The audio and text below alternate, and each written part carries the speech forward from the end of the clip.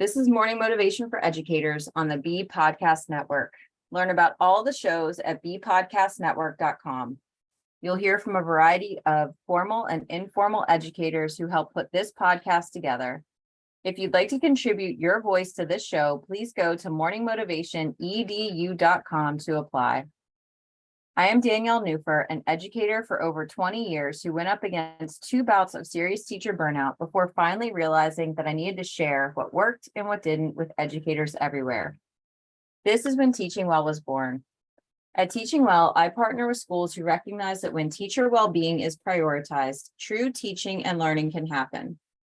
And there's nothing more integral to building this kind of school culture than finding ways to care for yourself in the midst of the school day hustle and bustle.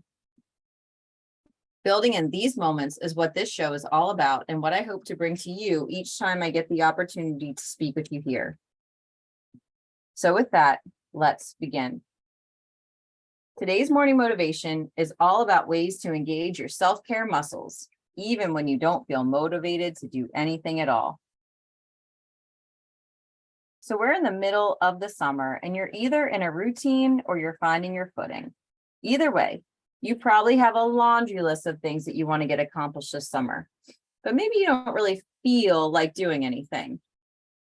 So if you want to be motivated, but you're not sure where to begin, here are 3 ways to engage your self-care muscles.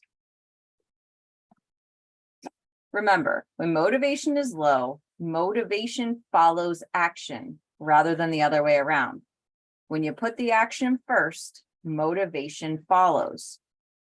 It's actually been studied that if we don't use the reward centers in our brain, they become desensitized. So now we need to wake them up. And we do that by taking small, mindful actions. So tip number 1, do something pleasurable. Do something either kind for your body or engage in an enjoyable activity. Be specific, make a list. And keep that list in a place you can see it and do something on the list this week. The simpler, the better. Don't put pressure on yourself that this one activity is going to solve all of your stress, but allow yourself to just enjoy something that you find pleasure in. Don't add any other strings to the experiment. If you feel inclined to do something else from the list on another day, fine, but no pressure. We're just warming up and working out those pathways that have been stagnated by our stress. We need to wake them up with small, deliberate actions. This is the first one. Tip number 2, complete a nagging task. Try these steps. Compile all your to-do list.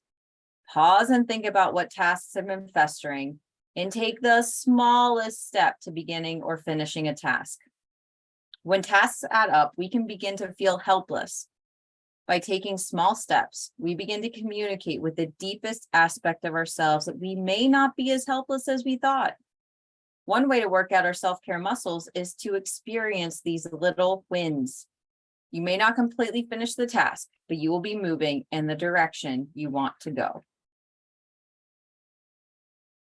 Tip number 3.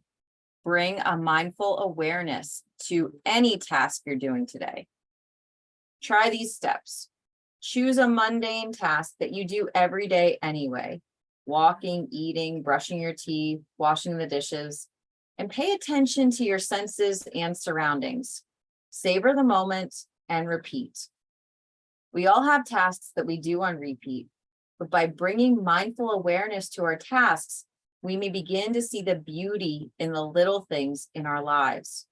This shifting of perception can change our entire outlook on life, one teeny tiny action of self-care at a time, until our motivation may be resumed. So there are 3 ways to begin to engage those self-care muscles and complete some of the things you have on your to-do list. So keep this motivation close to your heart today. May you allow yourself to take small steps to re-engage those self-care muscles so that you can build the strength you need in the months to come.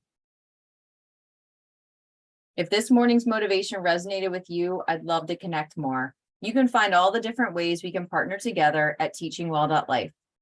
Thanks for listening, and whatever role you have in education, We have a podcast for you at bpodcastnetwork.com. Who among your friends and colleagues needs to hear this message today? Please share it with them right now.